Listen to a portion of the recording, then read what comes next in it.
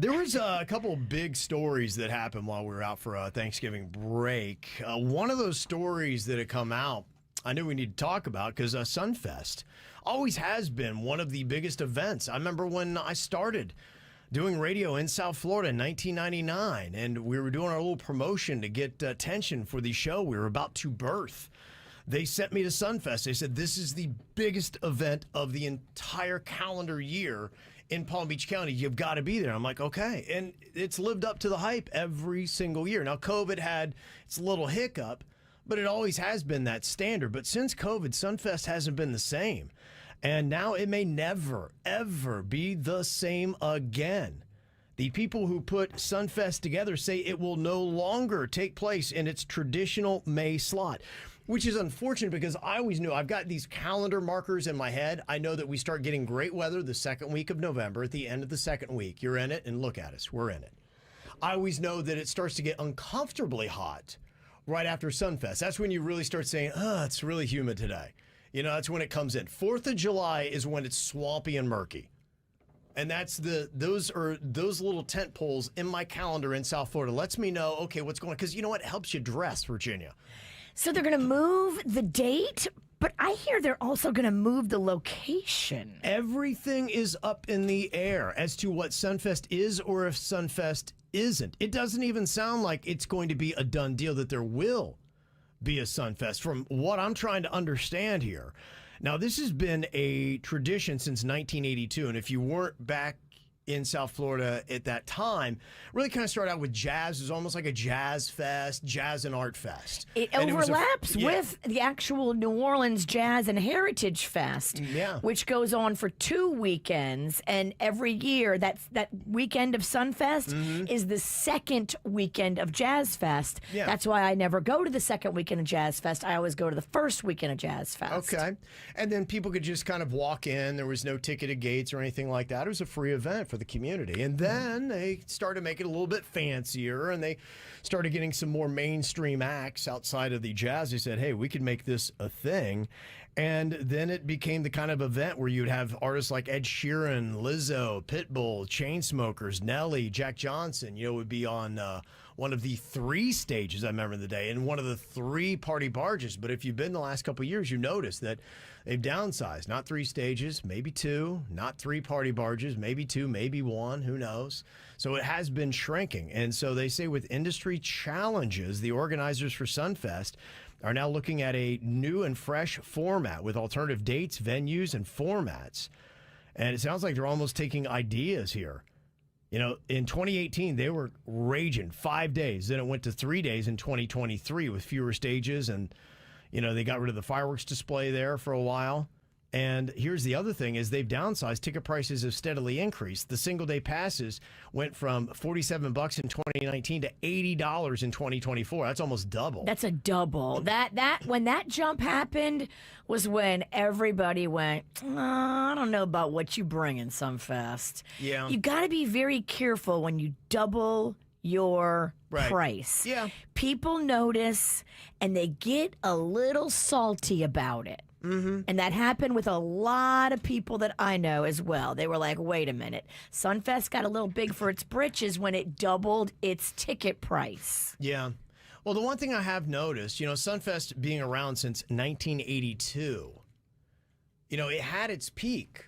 But now you look at music festivals in South Florida, it's not even close to as big as what Tortuga is now. No, Tortuga's a beast. Ultra Music Festival is bigger.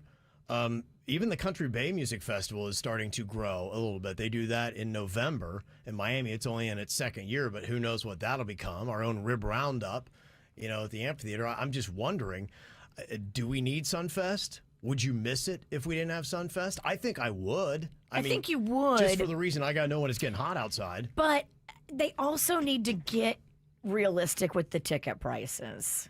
Okay. And I think that was the hard part. Like, you jumped so much and you went up so much that people couldn't stomach it. Mm-hmm. So what if you right now were the director and this whole decision's up to you, what would Sunfest be and where would it be? What would you make it? I mean, they should fight to keep it in the location where it is. Because I agree. It's a heritage destination location. And as downtown gets better, it becomes even a more desirable area to be in. I would fight for the location. I would not fight to have it so big. Let's do it at my house then. Let's do Sunfest at my house. Your house is not downtown. No, just having fun.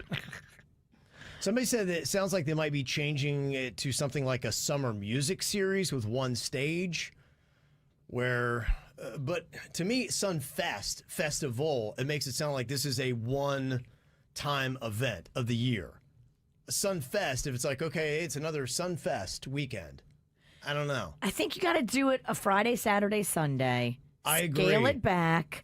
Make it make sense. Get a new group of people in there. Maybe poach people from Tortuga. Poach people from the Summer Bay Music Fest. Poach some young, fresh thinkers. Yep. And maybe look at things differently. Look at how you spend your money differently. Look at what the artist that you want differently. Like, you just got to tear it all down and start over. But, I mean, don't give up on it. The argument that they make is the artists want a lot more money now, so we had to increase the ticket prices if you want to see these. And remember, last year their attitude was, you know, hey, we haven't invested as much money into the talent. We hear you on the ticket prices. We're trying to keep them lower, but you got what you got. And now they're looking at it, and apparently that wasn't effective because here they are saying, you know what, anything is up in the air. So do you go with bands that you don't know? Because would anybody show up to that? Do you go with older bands? Do you go with younger bands? I mean, you look at Tortuga is country-based, but they have a couple other sideliners, but they've got massive artists. Every artist on the Friday, Saturday, Sunday of Tortuga, they are huge names. I think it's cool that they would have local artists or not well-known bands do it, but that's not going to drive people up here. I don't think it's going to drive the numbers. Well, and then you got Ultra Music Fest, which that's electric dance music, and so it's special. Does Sunfest need to specialize into a certain musical category? Is it too tough to be broad like they are and try to appeal to people like hip-hop and rock and classic pop and all those kind of things, and alternative?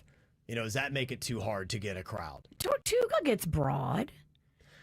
They pull, yes, but it's country based. They're 80% country. Yeah, I get that. And then they'll sprinkle another one in. And, you know, I don't know what the cost is for country compared to some of the mainstream artists. But, yeah, it'll be interesting to see what they wind up doing with the future of Sunfest. And I'm just kind of curious if anybody's got that winning idea or formula, because they're looking for it, and I'd love to hear it. I would listen to, there's a channel on Sirius XM called TikTok Radio. I would pull artists from that haven't really popped that big yet. Okay. Definitely put a few of them in your lineup. You'll get the younger demo, which Sunfest hasn't been pulling that younger demo as good. Mm-hmm. Yeah, it'd be interesting to see what should they do. Any thoughts on this? Any ideas? Because it sounds like just keeping the regular, let's try to do a bunch of mainstream artists that are names you recognize and are going to drive people out is not something that's going to work for Sunfest in the future. This is how we do. It's the KVJ Show.